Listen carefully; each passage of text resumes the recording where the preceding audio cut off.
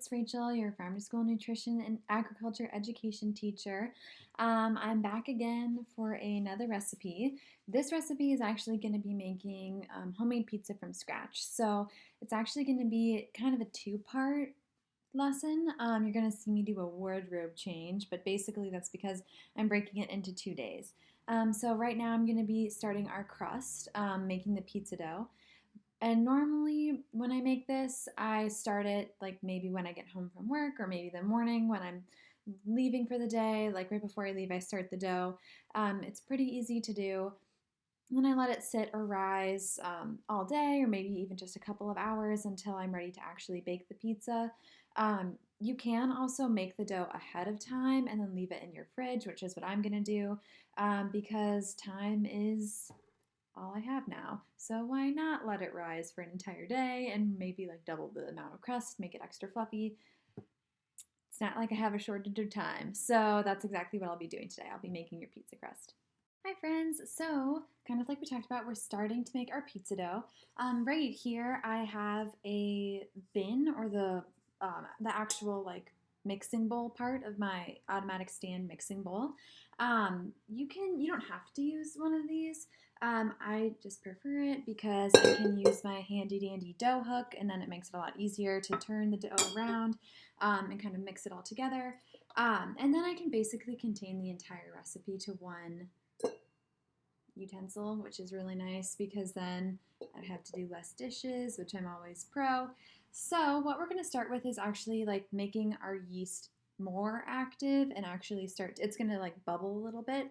I'm getting ahead of myself though. Let's back it up. So we're going to start by adding our water. This might be a little bit too much water for my yeast that I'm trying to make, so I'm going to remeasure it out. And then we're going to add 2 1/4 of this dry active yeast. So I, as a tip, keep mine in my fridge in order to make sure it lasts longer. But your yeast can actually die. So just check the expiration date on your yeast before you use it. How you're going to know that your yeast is actually like activated and working within your dough is it will kind of bubble during this part. So we're going to go ahead, we're going to add in the water.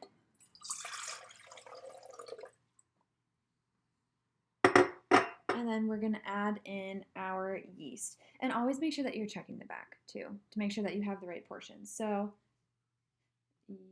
yep. Perfect. Okay, look at that yeast. Ooh, some people really love the smell of yeast. For some people, it's just not for them. So it's up to you. Okay, so at this time, this is also when you're going to be wanting to add in your sugar. I know it seems kind of counterproductive to put it in when the yeast is trying to bubble, but it's actually what's going to give it a lot of the flavor. So go ahead and add 2 teaspoons, and you might see that I am adding in a little more, and that's because per directions of last time, I'm actually sectioning them off, so I have half a teaspoon, but do it 4 times. So like I said last time, a great way to get your kids involved is doing that way.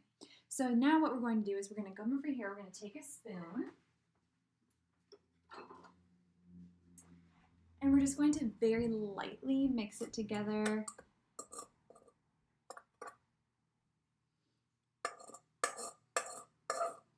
Try not to injure the yeast too much when you do this. It's just very, very light. You should barely even be touching it. And then it's going to kind of, well, actually I have to let it sit. But when it starts to bubble, then you kind of know you're ready to move on and start adding more. So we're just going to wait for it to bubble. It might take a couple minutes and then we can move on. So now that we kind of have our bubbly mixture, which you're on my laptop, so I don't know if you're going to be able to really see that there. You can kind of see that it's a little bit more bubbly. It looks almost a little bit fluffy, and that's exactly what we're going for, right? So now we're going to move into adding more of our other liquids. So we're adding our olive oil, our white vinegar, and our water at this point. So I have measured out my remaining of the 1.5 cups, right? I guess it would be 1 1/4. Exactly, 1 1/4 cup because we used a fourth already. So we're going to add this. We're going to add 1 teaspoon of our white vinegar.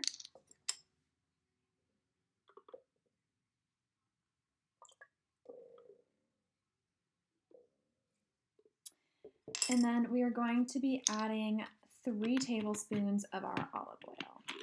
And while we're just talking about pizza, if you really want to get your kids involved, like maybe later on, or maybe you have time to garden right now, a great idea would be to start a pizza garden.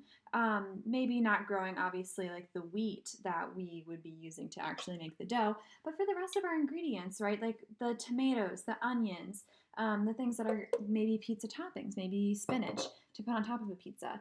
You could create an entire garden that's just dedicated to growing pizza. You could make the same garden for salsa, marinara sauce, whatever you're really wanting, and then that would get your kids involved from step number 1, right? Okay, so now we're gonna mix all of this together. Mm-hmm. Mm.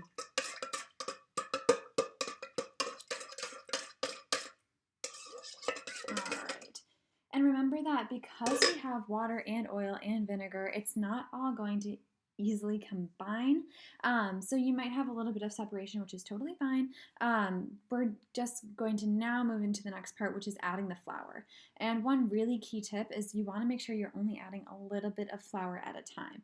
I once had a friend who dumped all of the flour in at once, and the dough just gets like absolutely kind of gross looking. It looks way too dry. It's not fluffy at all. So what you want to do is make sure that you're kind of parceling it out, adding a little bit by little bit.